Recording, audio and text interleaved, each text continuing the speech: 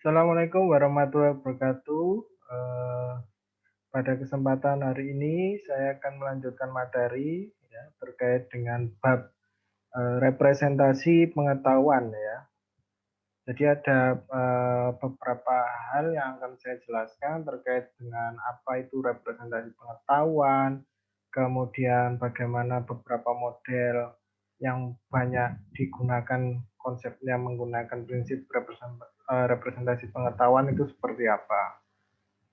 Oke, yang pertama yaitu terkait dengan pengetahuan itu sendiri ya. Jadi pengetahuan ini diklasifikasikan atau digolongkan menjadi tiga tipe ya. Yang pertama yaitu pengetahuan atau procedural knowledge atau pengetahuan yang prosedur pengetahuan, kemudian declarative knowledge ya, pengetahuan deklaratif, dan knowledge tacit ya. Ini biasanya pengetahuan uh, eksplisit ya, implisit yang susah untuk diungkapkan. Oke, yang pertama terkait dengan procedural knowledge ya atau pengetahuan yang terprosedur ya. Itu adalah bagaimana melakukan sesuatu. Jadi di pengetahuan prosedur ini itu adalah pengetahuan yang mana dia ada sebuah tahapan-tahapan ya. Contoh sederhananya kalau ada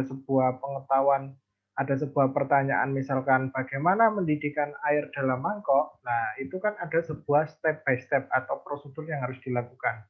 Nah, step by step tersebut itu adalah menjadi dasar pengetahuan. Nah, misalkan kalau ditanyakan bagaimana ditanyakan ke dalam sebuah mesin, bagaimana mendidihkan air dalam mangkok, maka mesin itu akan menjalankan sesuai dengan prosedur yang ada karena dia sudah memiliki pengetahuan terkait dengan cara untuk mendidihkan air. Step pertama apa? Menyalakan kompor, kedua, ketiga, dan seterusnya. Ya, itu adalah pengetahuan prosedur. Ya, yang kedua misalkan bagaimana memasak mie instan ya, bagaimana menjalankan mobil dan seterusnya. Jadi pengetahuan prosedur ini adalah sebuah pengetahuan yang mana di situ ada sebuah urutan ya atau langkah-langkah cara untuk memberikan sebuah solusi. Kemudian di sini yang berikutnya adalah declarative knowledge atau pengetahuan deklaratif ya. Jadi tujuannya adalah untuk mengetahui ya. Ketika saudara mendeklarasikan sesuatu ya, mengetahui apakah itu benar atau tidak ya. Jadi misalkan di dalam sebuah robot ditanyakan sebuah mesin yang bisa berinteraksi dengan manusia, misalkan ya ditanamkan sebuah pengetahuan deklaratif, misalkan ditanyakan apakah Fakultas Teknik di Untak Surabaya ini mempunyai 6 program studi, nah, apakah pernyataan tersebut itu benar ya. Nah, itu artinya pengetahuan itu sudah dideklarasikan di dalam mesin ya. Kalau ada sebuah pertanyaan apakah Fakultas Teknik mempunyai 6 program studi, maka mesin akan menjawab ya, misalkan seperti itu ya. Atau nama dekan Fakultas Teknik apakah benar Dr. Insinyur Sajio. Nah, itu kalau mesin sudah mendeklarasikan sebelumnya, pengetahuan itu sudah dideklarasikan di dalam sebuah mesin robot misalkan dan menjawab itu benar, maka itu disebut juga dengan pengetahuan deklaratif. Kemudian berikutnya itu ada tacit knowledge ya. Tacit knowledge itu bisa disebut juga dengan pengetahuan eksplisit ya. Bukan implisit ya, tadi mungkin saya salah menjelaskannya bahwa apa yang dimaksud dengan pengetahuan eksplisit ini, jadi sesuatu pengetahuan yang mana itu sulit atau susah untuk diungkapkan ya dalam sebuah bahasa yang sederhana yang kita miliki. Jadi misalkan ada sebuah pertanyaan ke dalam sebuah mesin, ya bagaimana memejamkan mata? Ya, nah, mesin itu kan susah karena ada beberapa persepsi yang berbeda-beda. Anggap saja kita sebagai manusia ketika ditanya misalkan bagaimana memejamkan mata, ya, maka persepsi atau nalar dari manusia dalam menjawab itu akan berbeda-beda. sehingga itu tidak bisa diungkapkan secara eksak atau pasti dalam sebuah bahasa yang sama ya. Nah, itu disebut juga dengan tacit knowledge atau apa tadi explicit knowledge ya, pengetahuan eksplisit. Nah, apa itu yang dimaksud dengan pengetahuan? Nah, pengetahuan ini ternyata sangat penting ya, terutama kalau kita ingin mengembangkan sebuah sistem pakar, karena kalau kita lihat ya di tugas akhir itu selalu ada sistem pakar untuk deteksi apa-apa dan seterusnya. Nah, itu dasar utamanya, itu artinya sistem yang kita punya itu harus memiliki sebuah knowledge atau pengetahuan ya. Nah, jadi analoginya seperti ini, ketika saudara membuat sebuah sistem pakar, artinya programnya itu adalah kita menyusunnya ya jelas saja kita menggunakan sebuah algoritma ya, ditambah dengan sebuah konsep struktur data ya, bagaimana menyimpan data yang kita delaborasikan dan seterusnya. Kemudian yang tidak kalah penting karena kita bicara sistem pakar, maka di situ ada sebuah pengetahuan atau inferensi ya, inferensi pengetahuan ditambah dengan sebuah inferensi ya. Nah, itu nanti akan didapatkan sebuah sistem pakar. Artinya kita mendeklarasikan pengetahuannya terlebih dahulu. Wah, sebuah mesin ini bisa memiliki sebuah pengetahuan atau sebuah mesin ini sudah belajar membaca misalkan ya. Nah, nanti ketika nanti kita mesin itu kita tanyakan, maka ada sebuah kesimpulan yang bisa diambil ya, diinferensi ya. Kesimpulannya itu apa ya? Misalkan kalau kita membuat sebuah sistem pakar kedokteran ya, untuk sistem pakar mendeteksi penyakit batuk misalkan ya. Nah, artinya di dalam sebuah sistem itu kita sudah menanamkan sebuah pengetahuan. Jika gejalanya A, B, C, D, E dan seterusnya ya, maka itu kesimpulannya dia batuk atau tidak misalkan. Nah, ketika nanti kita menanyakan hal tersebut kepada mesin, maka ada sebuah kesimpulan yang akan diperoleh ya dari sebuah sistem pakar tersebut. Artinya sistem pakar itu dia akan menggantikan pakar dari seorang dokter. Tentu saja pengetahuan ini tidak asal ya, kita harus mencari data ya, baik itu primer maupun sekunder terkait dengan pengetahuan-pengetahuan. Misalkan kalau memang implementasinya dalam apa namanya kedokteran ya, kita bertanyakan kepada dokter yang ahli misalkan untuk mendapatkan pengetahuan terkait dengan penyakit. Nah, kemudian apa itu representasi pengetahuan? Ya, di sini dijelaskan bahwa representasi pengetahuan ini adalah metode yang digunakan untuk mengkodekan pengetahuan dalam sebuah sistem pakar. Ya, jadi kita membuat sebuah metode bagaimana pengetahuan ini bisa dibaca dengan baik ya di dalam mesin, khususnya ketika kita sudah mengembangkan sebuah sistem pakar yang tadi saya jelaskan. Bagaimana ketika kita sudah memiliki daftar list gejala dari sebuah penyakit A misalkan dari seorang dokter, bagaimana kita mengkombinasikan gejala-gejala tadi yang merupakan basis pengetahuan di dalam sistem sehingga dia bisa menarik sebuah kesimpulan ya, apakah dia penyakitnya A atau penyakitnya B dan seterusnya. Ya, jadi ini dimaksudkan untuk apa? Untuk menangkap sifat-sifat penting terkait dengan kasus-kasus yang ada. Ya, kemudian membuat informasi itu dapat diakses oleh prosedur pemecahan masalah yang ada. Ya, jadi tujuannya itu adalah kita memperoleh informasi ya, kira-kira tadi kalau kita sudah tahu gejalanya apa, maka kita tahu kira-kira informasi penyakit apa yang diderita oleh pasien, misalkan seperti itu. Nah, ini ada beberapa apa namanya pendapat ya. Jadi dua bagian dasar sistem kecerdasan buatan menurut Turban.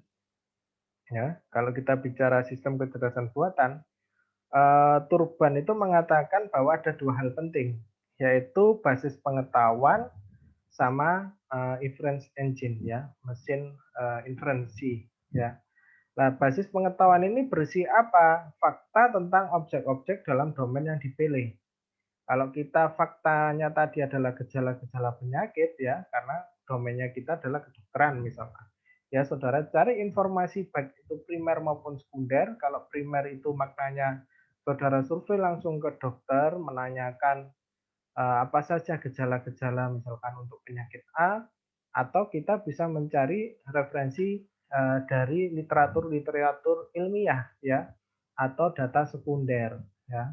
Saudara mempelajari buku kedokteran terkait dengan penyakit A sehingga kita bisa peroleh gejala-gejala yang ada. Misalkan seperti itu. Atau saudara mengambil data yang sudah pernah dilakukan oleh orang lain, itu disebut juga dengan sekunder ya. Terus bagaimana mengkorelasikan antara basis tadi ya? Oh, kalau gejalanya A, B, C, maka dia penyakitnya ini. Gejalanya B, A, C, misalkan maka penyakitnya itu ya. Kemudian ada mesin inferensi ya. Jadi ada sekumpulan prosedur. Jadi untuk mengambil sebuah kesimpulan itu kita perlu membuat sebuah prosedur ya, agar itu bisa menarik apa namanya keputusan ya. Kira-kira kalau saya berdasarkan basis pengetahuan tadi itu dia gejalanya A, B, C, maka penyakitnya apa, misalkan seperti itu. Kemudian karakteristik representasi pengetahuan, ya, itu representasi pengetahuan tentu bisa di program menggunakan bahasa komputer dan disimpan di dalam memori, ya. Eh, eh, Basis representasi pengetahuan ini juga bisa digunakan untuk melakukan proses penalaran, ya. Penalaran itu eh, bagaimana kan dulu kan saya sudah pernah menjelaskan bahwa kecerdasan buatan itu dia bagaimana dia bisa reasoning ya atau menalar layaknya manusia, mempertimbangkan sesuatu berdasarkan pengetahuan yang dia miliki. Nah, kemudian di sini Snoop ya tahun 1989 itu menyatakan bahwa pengetahuan itu dapat direpresentasikan dalam bentuk yang sederhana atau kompleks ya, tergantung dari masalah yang dihadapi atau kompleksitas dari kasus yang kita akan angkat ya. Nah, di sini ada beberapa model representasi pengetahuan yang mungkin cukup populer digunakan oleh beberapa peneliti-penelitian ya.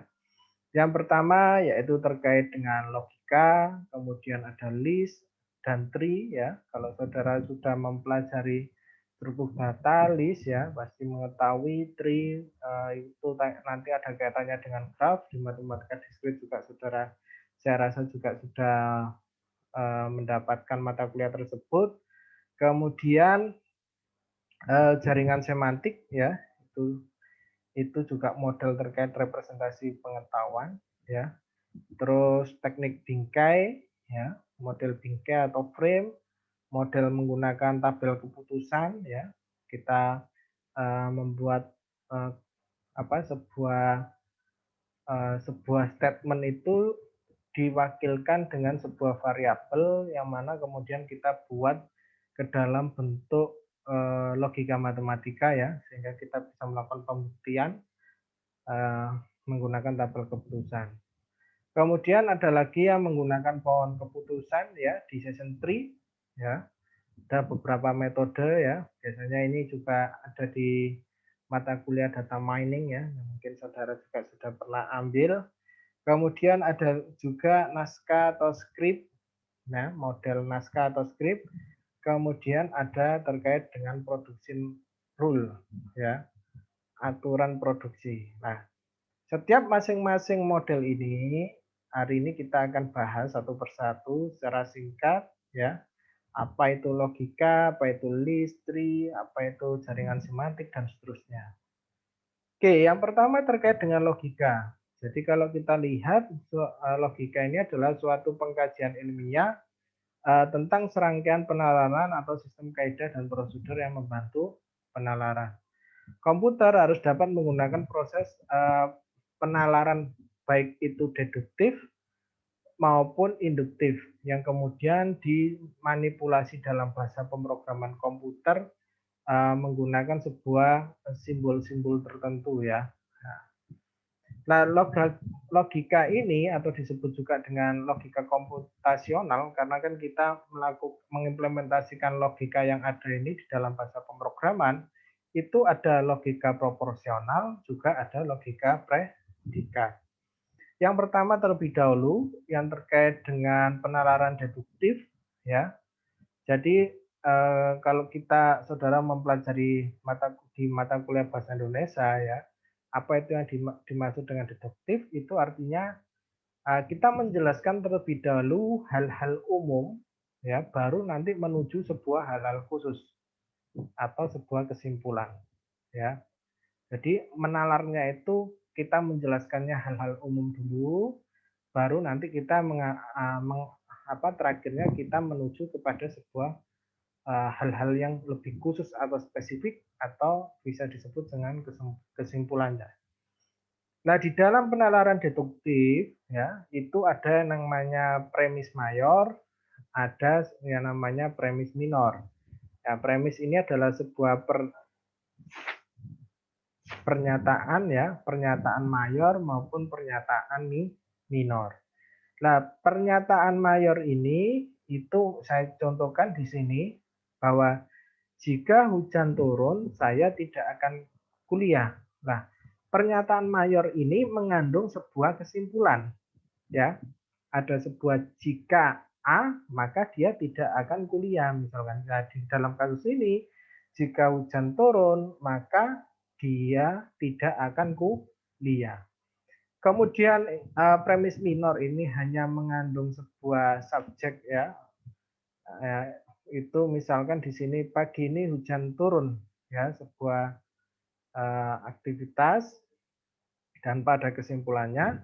Nah, di dalam sebuah penalaran deduktif tadi saya menjelaskan bahwa menjelaskan hal-hal umum terlebih dahulu. Hujan turun maka dia tidak kuliah, kemudian pagi ini hujan turun, maka langsung menuju ke sebuah kalimat kesimpulannya ya, atau kalimat yang lebih khusus atau spesifik di akhirnya atau disebut juga dengan konklusi ya, kesimpulan. Nah, ini di sini sudah didapat kesimpulan bahwa oleh karena itu pagi ini saya tidak akan kuliah karena di premis minornya kan pagi ini hujan turun. Nah, kan di premis mayornya tadi yang di atas, kalau dia hujannya turun, maka otomatis saya tidak kuliah. Nah, karena oleh karena itu pagi ini ya, konklusinya ya, maka dia tidak akan kuliah karena pagi ini adalah hujan. Oke, kemudian yang berikutnya ada lagi yang namanya penalaran induktif. Nah, penalaran induktif ini bergerak dari masalah khusus ya ke masalah umum. Jadi kalau tadi kita membuat sebuah penalaran deduktif itu bentuknya adalah segitiga terbalik ke bawah, umum sampai mengerucut ke bawah adalah sebuah kesimpulan. Kalau induktif itu kebalikannya ya. Dari hal mengerucut terlebih dahulu, hal-hal khusus langsung dijelaskan kepada hal-hal yang umum atau dari kesimpulan kemudian dijelaskan hal-hal umumnya. Nah, ini sebagai contoh ya. Nah, sebagai contoh premis yang pertama atau pernyataan yang pertama itu kan hal khusus, langsung spesifik, yaitu misalkan aljabar adalah pelajaran yang sulit. Aljabar kan spesifik menuju kepada mata kuliah yang langsung dispesifikan ya. Geometri adalah pelajaran yang sulit ya untuk premis kedua. Premis ketiga kalkulus adalah pelajaran yang sulit. Nah, konklusinya itu adalah hal umum. Kalau kita lihat aljabar, geometri, kalkulus itu kan spesifik. Kalau kita rangkum menjadi satu aljabar, geometri, kalkulus itu kan terkait dengan matematika. Matematika itu kan umum ya, luas. Sehingga di sini konklusinya atau kesimpulannya adalah matematika adalah pelajaran yang sulit ya. Nah, konklusi ini itu tidak selalu saklek ya atau mutlak bahwa konklusinya adalah itu karena tergantung dari premis-premis yang nanti kita miliki. Kalau kita lihat tadi di deduktif karena berhubung premisnya hanya ada dua, ya, kalau misalkan ada premis lagi, maka juga akan mempengaruhi konklusi atau kesimpulannya. Begitupun juga ketika ini kita melakukan penalaran induktif 1, 2, 3, misalkan ditambah premis keempat, ya, saya ambil contoh, misalkan premis keempat di sini adalah artificial intelligence adalah pelajaran sulit, maka konklusinya bukan matematika, ya. Karena selain matematika di premis 1 sampai 3, karena ada tambahan premis 4 AI atau artificial intelligence yang terkait dengan komputasi, maka konklusinya akan berubah. Misalkan matematika komputasi adalah pelajaran yang sulit karena hal umum. Matematika komputasi itu juga mempelajari tentang artificial intelligence. Oke. Nah, tadi kita sudah berbicara mengenai apa itu penalaran deduktif, apa itu penalaran induktif. Nah, kemudian ada yang namanya logika proporsional ya. Karena kalau kita tadi lihat logika komputasional itu dibagi dua, ada logika proporsional dan juga ada logika predikat ya. Nah, logika proporsional, nah, di sini dinyatakan bahwa ada sebuah kata kunci ya, proporsi ya, itu merupakan suatu statement yang mana itu menyatakan benar atau salah, true false. Kalau saudara sudah mengambil mata kuliah logika matematika, pasti sudah bisa memahami ya bagaimana pembuktian logika proporsional. Kalau kita berikan operator and ya, dan atau or ya, atau kita berikan operator not atau biasanya disebut juga dengan negasi atau implis ya, tandanya seperti ini, itu adalah maknanya jika maka, atau menggunakan biimplikasi itu jika dan hanya jika ya. Saudara pasti sudah mempelajari logika matematika di mata kuliah di semester-semester sebelumnya. Nah, karena tadi logika proporsional itu bicaranya adalah true and false, ya. Kalau saudara ingat, misalkan ini T ini adalah true, F adalah false, maka apa namanya di sini negasi ya. Nah, negasi itu bisa di seperti ini simbolnya atau kotak gini ke bawah ya, diperbolehkan.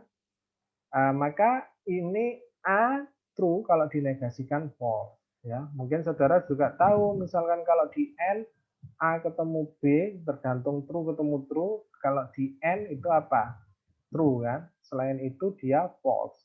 Kalau di atau dia yang false adalah yang ketika false ketemu false, yang lainnya selalu benar atau true ya. Nah, ini implikasi yang implikasi yang selalu false itu adalah ketika awalnya true berikutnya adalah false maka dia false. Nah, sedangkan yang diimplikasi ketika true true maka true, kalau false false dia true. Yang lainnya adalah false ya. Saya rasa saudara sudah memahami ya terkait dengan logika proporsional ini di mata kuliah logika matematika. Kemudian di sini ada yang namanya resolusi ya. Jadi resolusi ini tujuannya adalah melakukan inferensi pada logika proporsional. Nah, ini nanti akan di apa namanya dikonversi ya. Nah, konversinya dalam bentuk apa? Ya, itu dalam sebuah bentuk khusus ya yang disebut juga dengan conjunctive normal form atau disingkat dengan CNF ya. Jadi nanti kalau misalkan disuruh untuk mencari CNF atau konversi dari logika proporsional menggunakan resolusi, maka saudara perlu mengkonversinya ke dalam bentuk khusus ya, menggunakan CNF. Nah, apa itu CNF? Ya, jadi CNF ini bisa dikatakan sebuah ekivalen ya dari beberapa pernyataan-pernyataan logika proporsional. Ya, nah, sebagai contoh, misalkan jika X maka Y, ini kan implikasi. Bacanya kan jika X maka Y. Nah, ini bisa diubah menjadi atau ekivalen sama hasilnya kalau saudara buktikan menggunakan true false ya, itu nilainya sama dengan negasi X atau Y ya, dirubah ya, diubah ya. Tapi nilainya ekivalen. Baik saudara membuktikan ini menjadi ini, itu kalau dibuat tabel kebenarannya sama hasilnya ya. Begitupun juga ini diimplikasi ya. Jika jika dan hanya jika X ya, maka Y ya. Jadi kan diimplikasi kan bisa ke sini dan Y maka X ya. Nah, ini juga bisa diubah ke dalam bentuk ini. Loh, maknanya apa?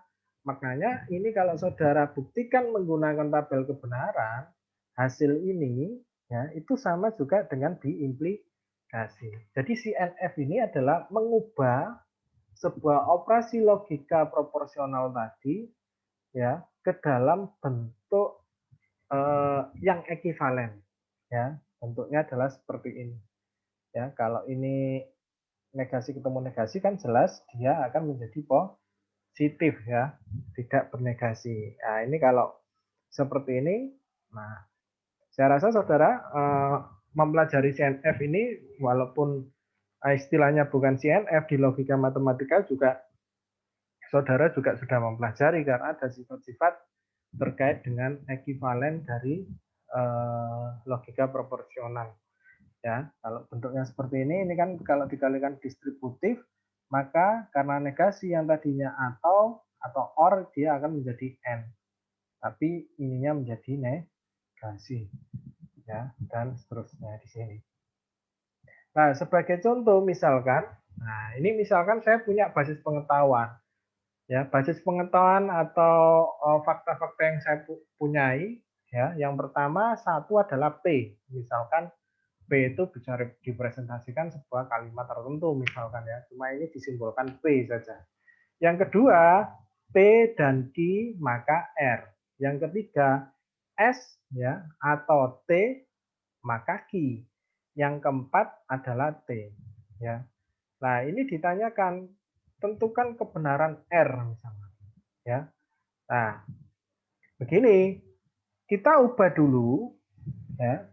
Dari basis pengetahuan yang 1 sampai 4 ini kita ubah ke dalam bentuk CNF ya. Kalau ini P, nah P ini kan sudah yang paling sederhana ya, maka ya CNF-nya ya juga tetap P. Nah, yang kedua di sini nah, ini ya P dan I ya agar apa namanya implikasinya itu hilang. Kalau kita lihat di sini aturannya P dan Q maka ini ya. Karena ini ada implikasi maka saya menggunakan aturan yang ini maka. Nah, X-nya ini kan X. Nah, tapi di sini dalam kasus ini X-nya ini kan dalam satu kesatuan P dan Q. Nah, makanya di sini kan dirubahnya awalnya adalah kurung buka P dan Q ya. Yang mana ini adalah kalau saya lihat di sini kan mewakili variabel X-nya. Ya, variabel X-nya itu sama juga dengan P dan Q yang mana ini satu kesatuan. Ya, tapi ini negasi atau R. Nah, tapi ini belum paling sederhana. Kalau kita lihat, kalau kita sederhanakan lagi, ya yang ini kan bisa disederhanakan ini, yang kurung ini. Kita kalikan seperti halnya distributif ya, maka negasi P karena ini dalam kurung yang tadinya dan dinegasikan, maka dia menjadi atau seperti ini. Ini dikali Q ya, seperti halnya distributif, maka ini menjadi negasi Q. Nah, ini tetap atau R ya, karena yang ini hanya berpengaruh pada yang di sini ya, yang memiliki kurung. Yang ini belakangnya tetap R, bukan berarti negasi ini dikalikan R menjadi ini negasi R, ya itu bukan. Karena ini adalah satu kesatuan. Negasi dan P dan Q satu kesatuan, ini dirubah ke sini sesuai dengan aturan yang ini. Ya. Nah, ini. Sehingga ini yang paling sederhana, kurungnya tinggal saya buka, selesai, maka yang paling sederhana adalah negasi P atau negasi Q atau R. Selesai. Nah, sama halnya yang tadi sama dengan yang nomor 3, ya. Ini saya ubah dulu implikasi S atau T ini kan satu kesatuan. Ya, kalau saya rubah X ini kan mewakili S atau T tadi, maka ini negasi kurung S atau T kurung tutup atau kesimpulannya apa? Q, ya, kan seperti itu. Ini kemudian dikalikan distributif mengikuti aturan ini, ya. Maka di sini yang tadinya atau dia akan berubah dan. Nah, kalau sudah ini kan kurungnya saya buka, ya. Nah, ini bisa berubah seperti ini. Atau kalau misalkan ada menggunakan dikalikan menggunakan ini ya, asosiatif atau distributif, maka ini bisa dilanjut, ya. Ini sama halnya karena ini menggunakan distributif, maka Q, ya, Q ini saya kalikan dengan ini, ya, maka ini atau karena ini kan dan ya, maka ini yang menggunakan dan, ini yang ini mengikuti aturan distributif yang ini, ya. C-nya itu diwakili oleh Q, ya, sedangkan yang di dalam kurung ini itu diwakili A dan B-nya. Tinggal dikalikan sesuai aturan ini, ya. Maka kemudian nanti akan diperoleh nilai ini. Ya. Nah, ini akan diperoleh dua kalimat, ya. Dan ini kan di dalam aturan apa namanya? Penalaran itu tidak ditulis, sehingga ini disendirikan negasi S atau Q, ya. Nah, ini walaupun tidak ditulis ini sebenarnya dan. Negasi T atau Q.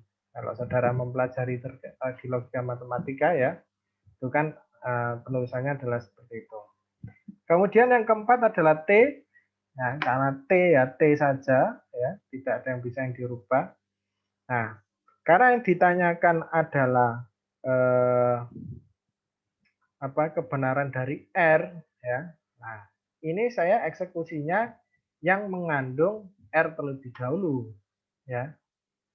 Nah, maka yang mengandung R terlebih dahulu ini ada di poin yang kedua ini, ya.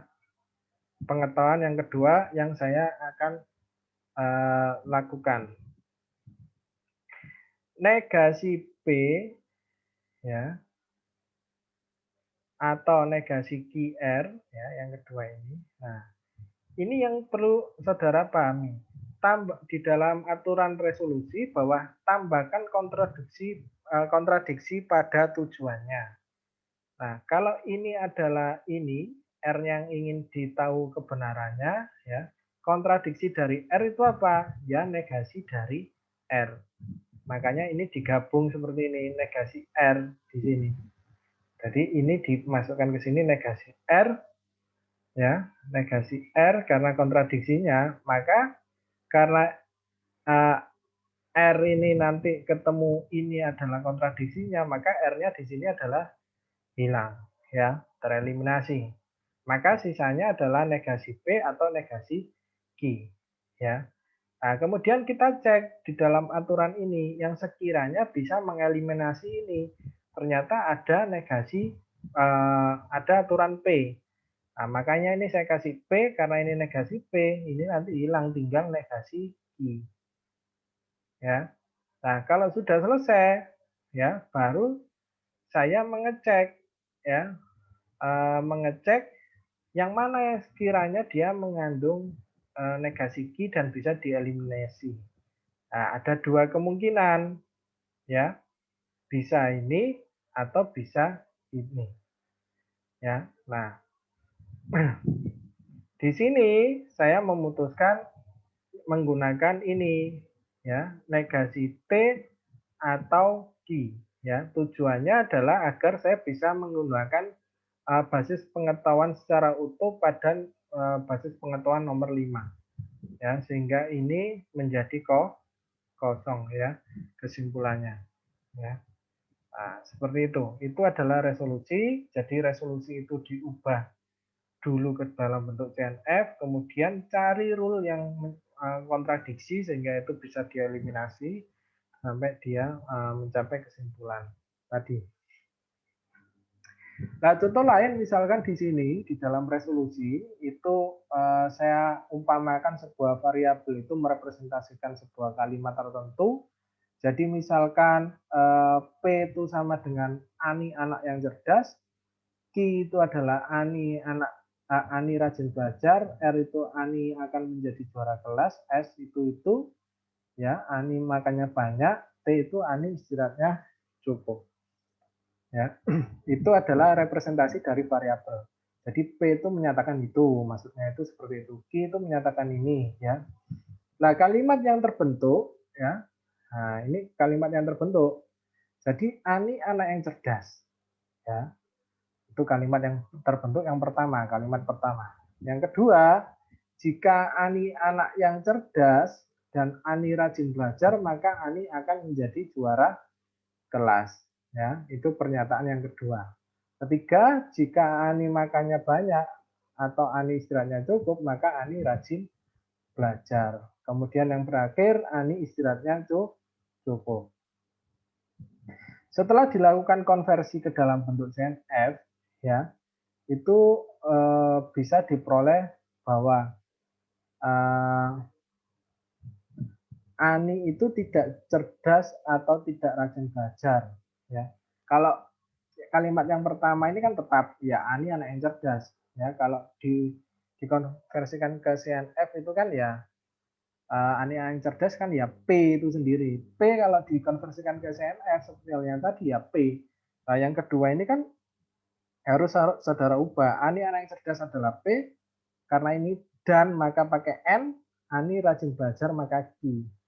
Jadi kan kurung buka P dan Q kurung tutup, karena ini jika maka implikasi, maka pakai tanda implikasi ya. Ani anak yang juara kelas itu R ya. Nah, sama jadi P dan Q maka implikasi dari R ya. Nah, itu saudara rubah ke dalam bentuk CNF ya. Kan ini artinya nilainya ini sama, ekuivalen. Kalaupun fakta kedua ini Ani tidak cerdas atau, kenapa Pak kok berubah atau? Karena kan ini diubah ke dalam bentuk negasinya tadi ya. Nah, ini menjadi negasi P dan Q atau R, ya kan? Nah, makanya di sini Ani tidak cerdas karena dan itu dikalikan distributif menjadi apa namanya atau ya Ani tidak rajin belajar atau Ani akan menjadi juara kelas. Begitupun juga yang fakta yang ketiga, saudara lakukan operasi CNF diperoleh sebuah statement seperti itu maupun fakta keempat statement seperti itu.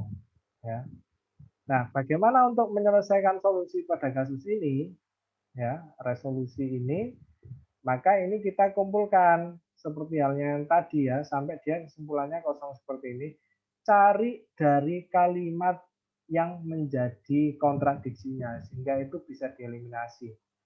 Ya, misalkan di sini Ani tidak cerdas atau Ani tidak rajin belajar atau Ani akan menjadi juara kelas. Nah, ini yang ingin saya eliminasi adalah Ani tidak akan menjadi juara kelas.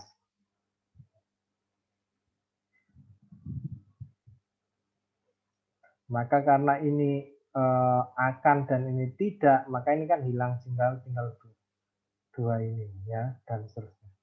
Nah, ini sama halnya ya prinsipnya ya, cuma di sini tidak disimbolkan seperti yang tadi PQRS ini disimbolkan awalnya dideklarasikan PQRS memang sama, cuma kan yang menjadi membingungkan adalah PQRS ini nanti kalimat ini ya itu dirubah ke dalam variabel PQRS sehingga bisa dikonversi ke CNF dan kita bisa membuat sebuah gambar seperti ini ya, untuk mencari sebuah aturan basis pengetahuannya.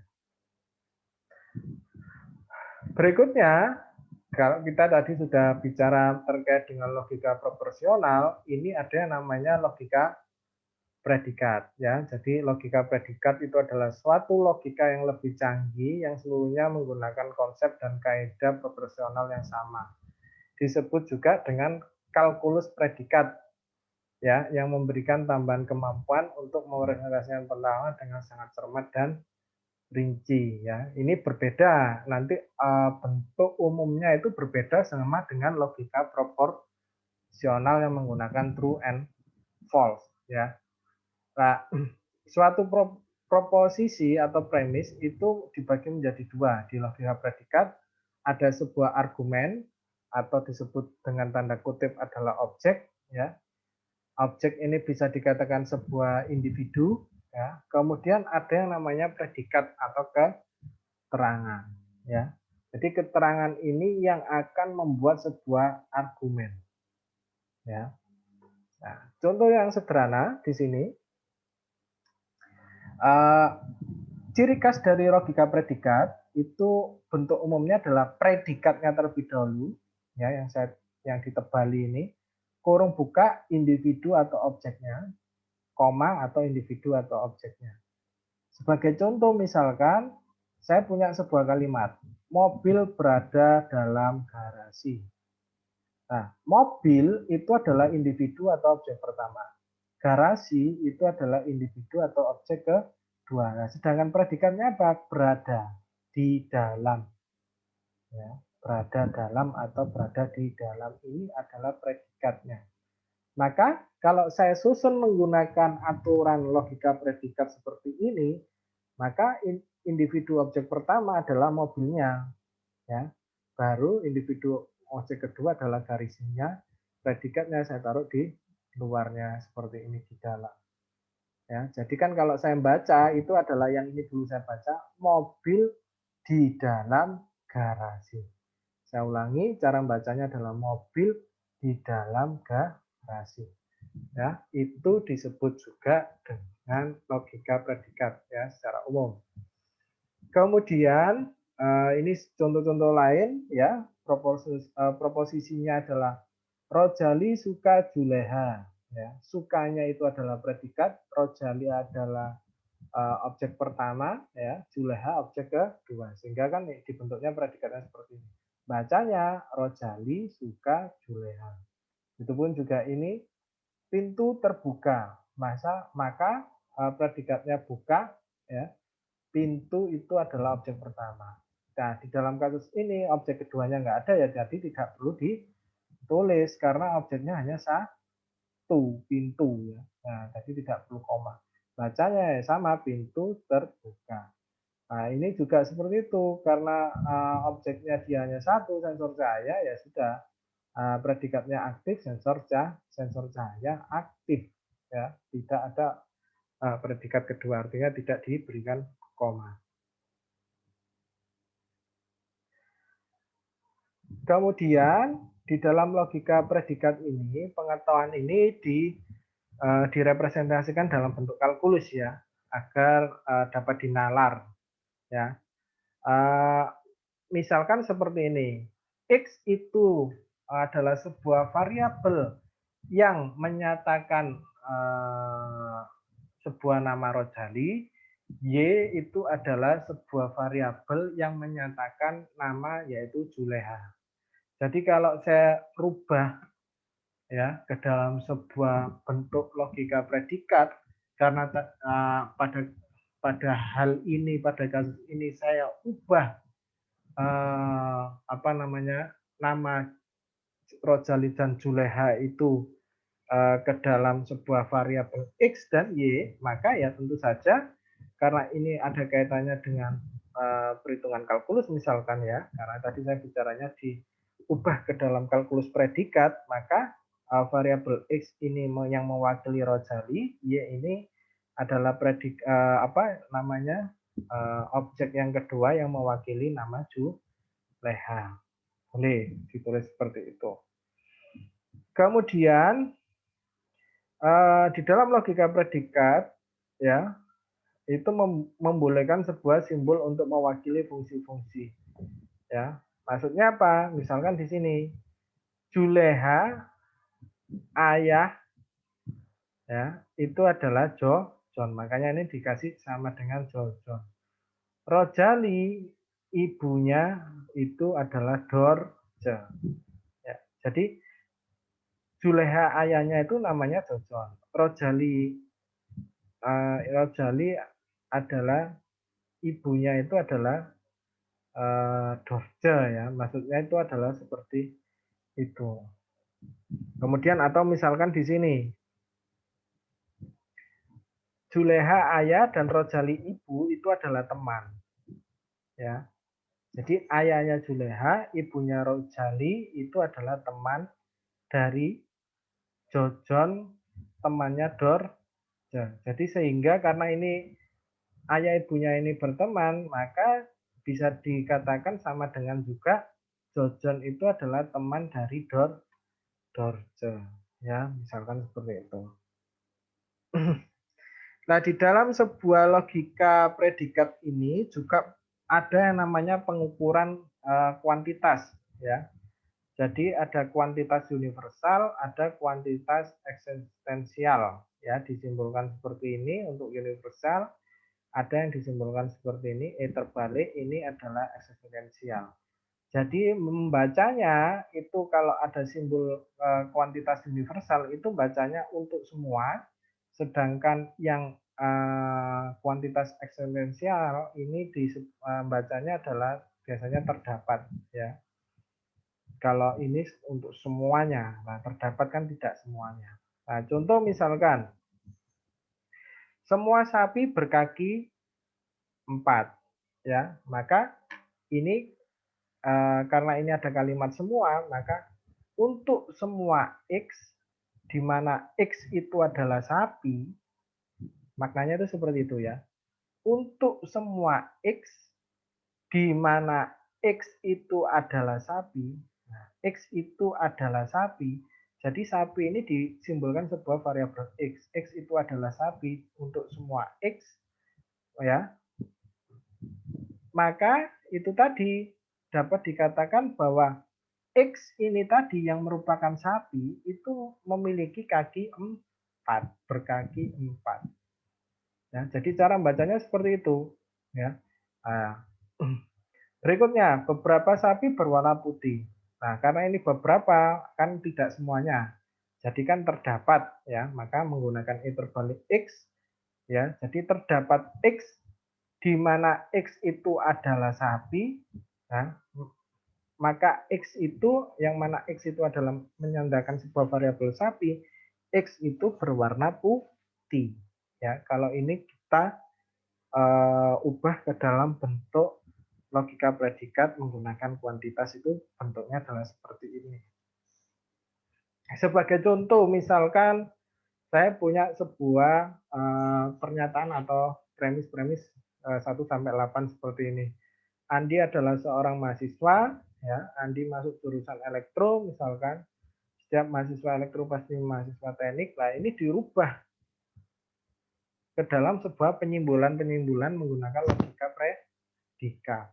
Sebagai contoh, ya, Andi adalah mahasiswa. Nah, predikatnya mahasiswa. Nah, objek yang pertama adalah Andi. Jadi ini itu dikonversikan ke dalam logika predikat menjadi simbolnya adalah ini.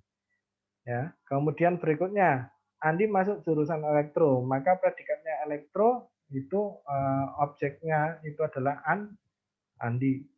Itu untuk yang kedua. Yang ketiga, setiap mahasiswa elektro pasti mahasiswa teknik. Jadi karena ini setiap, artinya kan untuk semua, ya.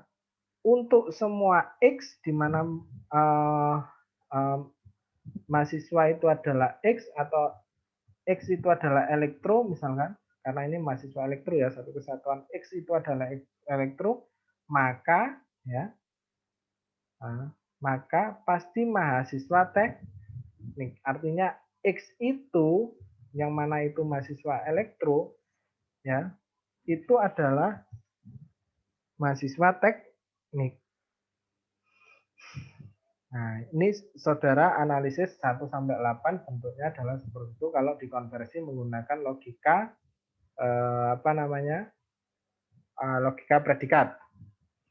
Nah, kemudian ini ada sebuah contoh lain. Misalkan saya sudah mendelegasikan basis pengetahuannya ke dalam bentuk logika predikat seperti halnya ini, ya.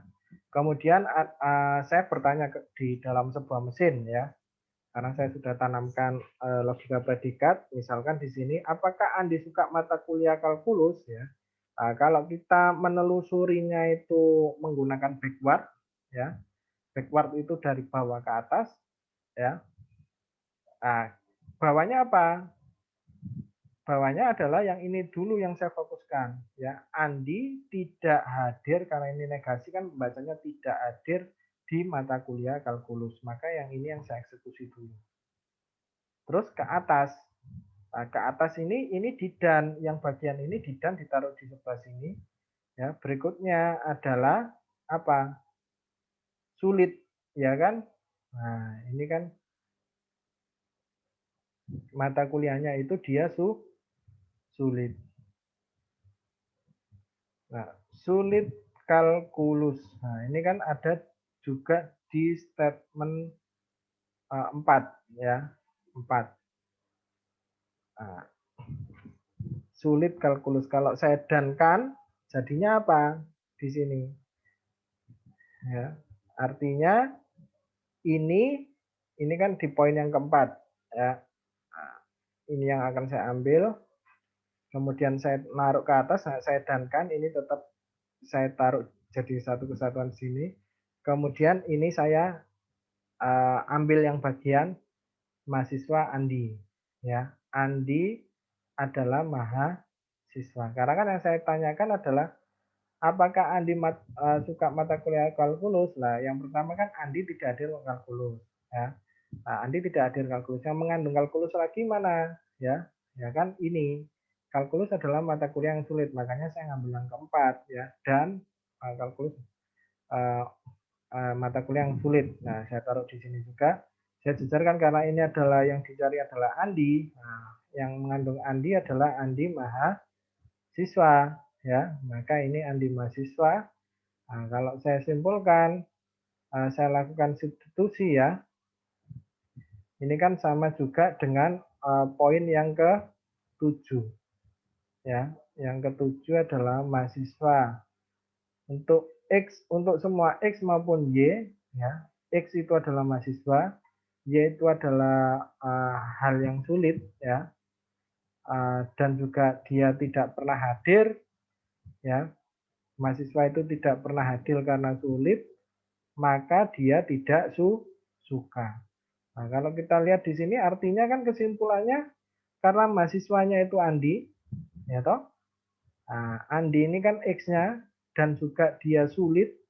Nah, Y-nya ini kan kalkulusnya sulit dan juga dia tidak hadir, ya. Ya. X dan Y-nya ini juga tidak hadir. Nah, maka kesimpulan apa?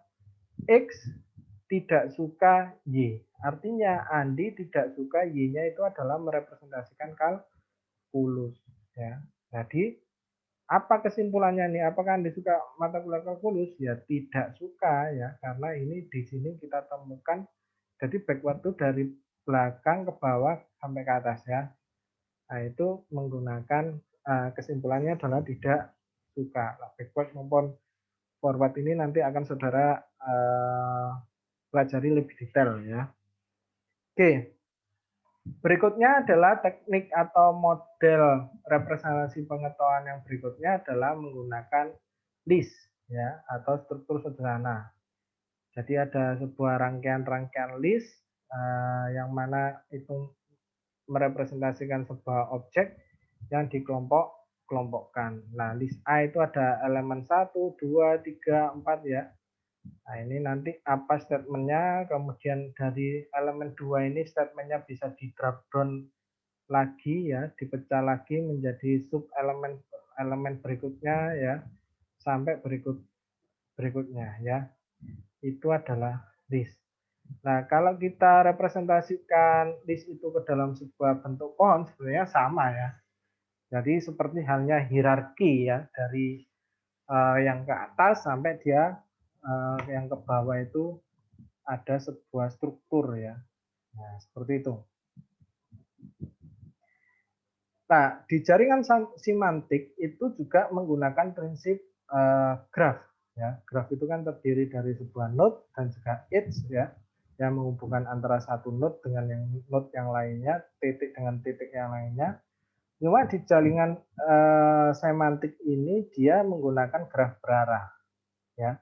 Nah, graf berarah yang digunakan di sini itu ada sebuah predikatnya ya. Sekolah masuk pagi. Jadi cara membacanya adalah sesuai dengan arahnya ya. Sekolah arahnya karena ke sana, bacanya adalah masuk pagi.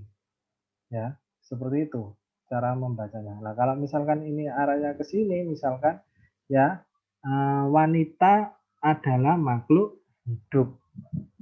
Nah, jaringan semantik ini sebenarnya digunakan ya di dalam prinsip-prinsip penggalian data atau mengquery data di dalam Google. Ya, karena antara satu kalimat dengan yang lainnya itu saling terhubung ya. Nah, ini kompleks sekali, tapi kalau kita berbicara mengenai jaringan semantik yang ada di Google ketika kita mencari sebuah keyword dari sesuatu hal yang ingin kita cari ya. Kemudian berikutnya itu ada sebuah model yang lain yaitu model frame. Jadi kumpulan pengetahuan tentang suatu objek ya, peristiwa, lokasi, situasi berbeda ya. Yang mana dia nanti di frame itu memiliki sebuah slot-slot yang menggambarkan rincian dari atribut yang kita tentukan ya. Nanti misalkan frame mobil, nah itu nanti bisa di drop down lagi, kemudian karakteristiknya seperti apa ya. Nah ini juga sama sebenarnya menggunakan prinsip hierarki. Nah sebagai contoh misalkan ini ya, frame. Frame-nya itu mobil, kelasnya adalah transportasi. Nah nama pribadinya siapa? Nama pabriknya siapa? Audi misalnya, negaranya Jerman, modelnya ini, tipenya itu, bobotnya segini, ya transmisinya seperti apa, ya. Jadi ini adalah model frame, ya, basis pengetahuan dalam bentuk model frame, ya. Di drop down ke bawah seperti ini, tapi bentuknya adalah frame seperti ini. Nah ini sama kayak misalkan informasi di STNK ya, itu bisa juga menggunakan hierarki frame ini. Nah, hierarki frame ini itu sama seperti kita menggunakan hierarki tree atau pohon tadi, bahwa misalkan di sini ada frame kendaraan itu dibagi menjadi beberapa hal. Ada kereta api, misalkan ada bus, ada sampan, ada mobil, ada pesawat, kemudian di drop down lagi, misalkan mobil itu kan ada mobil penumpang, mobil truk, bis, dan seterusnya ya, di drop down lagi. Jadi frame-frame ini bisa di drop down menjadi lebih dari umum ke yang lebih spesifik-spesifik. Ini sama ya, ini contohnya ya, parent-nya adalah frame-nya adalah namanya compact care ya. Nah, child frame-nya itu adalah yang merupakan bagian dari compact care ini adalah mobilnya Jane misalkan. Nah, kemudian berikutnya model representasi pengetahuan itu juga bisa dibuat dalam bentuk tabel keputusan atau seperti ini ya. Jadi ada sebuah atribut-atribut ya. Misalkan kalau anggur ini ya itu disilang ya sesuai dengan apa namanya ciri khasnya. Misalkan kalau anggur itu pasti dia bulat, asam, kuning, asam, kasar, ciri-cirinya misalkan. Maka ini yang dicentang, yang disilang adalah yang bagian sini karena memenuhi ciri-cirinya. Nah nanti basis pengetahuannya bentuknya seperti ini ya, tabel keputusan. Maka nanti ketika di query sebuah data diminta sebuah informasi ya, misalkan memasukkan atributnya, bentuknya bulat, aromanya asam misalkan, warnanya kuning, misalkan seperti itu. Maka dia kesimpulannya anggur. Ya. Tapi tidak kemungkinan tidak seperti ini ya, lebih kompleks ya. Bisa saja ini centangnya ada dua, misalkan anggur ini Ada yang masuk di sini juga centangnya dua seperti ini ya. Nah, karena ini berhubung hanya satu-satu sehingga kan mudah, tidak terlalu kompleks. Nah, itu nanti bisa menjadi sebuah decision tree ya, atau pohon keputusan. Nah, nanti dicari, oh aromanya apa? Asam, maka kalau asam masuk ke sini. Oh, apakah itu buah jeruk? Nah, ditanyakan lagi bentuknya, kira-kira bentuknya seperti apa, warnanya warna apa? Nah, misalkan bentuknya lonjong atau bulat, misalkan. Nah, itu nanti diputuskan menggunakan decision tree. Kemudian berikutnya ada model representasi pengetahuan yang lainnya, yaitu naskah atau skrip ya, sama dengan frame, bedanya menggambarkan urutan peristiwa. Jadi naskah itu ya seperti kayak kita membuat sebuah film ya, basis pengetahuannya ada inputnya, ada tracknya, role-nya itu siapa, skin-nya apa yang terjadi. Nah, contoh sederhana misalkan naskah pengetahuan atau skrip tentang terkait dengan ujian akhir. Jalurnya adalah ujian tertulis mata kuliah kecerdasan buatan. Role-nya mahasiswa atau pengawas misalkan.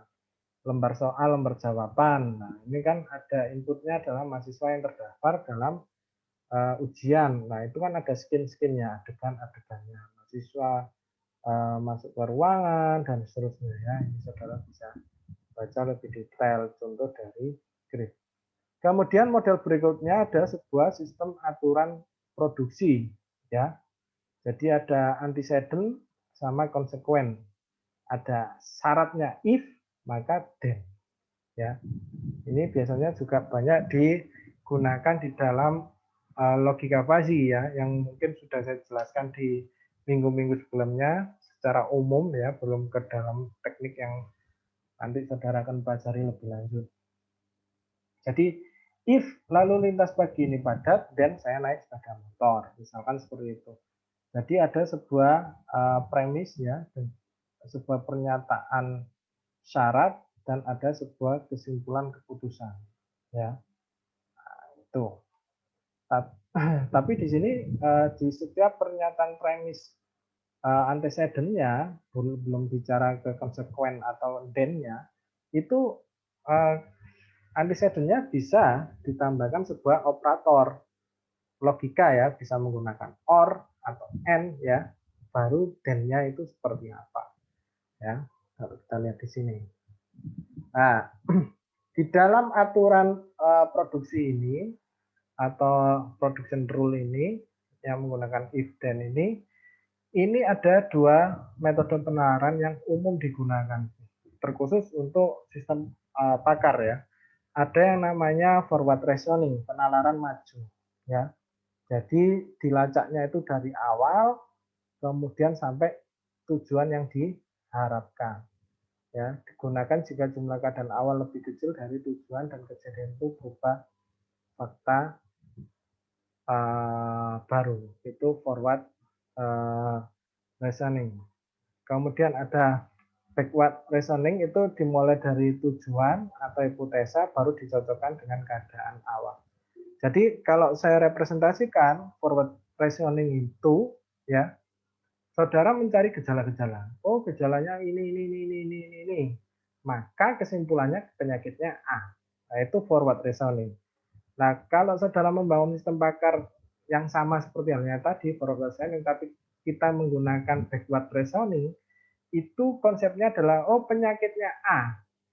Nah, penyakit A itu gejalanya apa? Baru dijabarkan, oh gejalanya A, B, C, D, E. Nah, itu backward.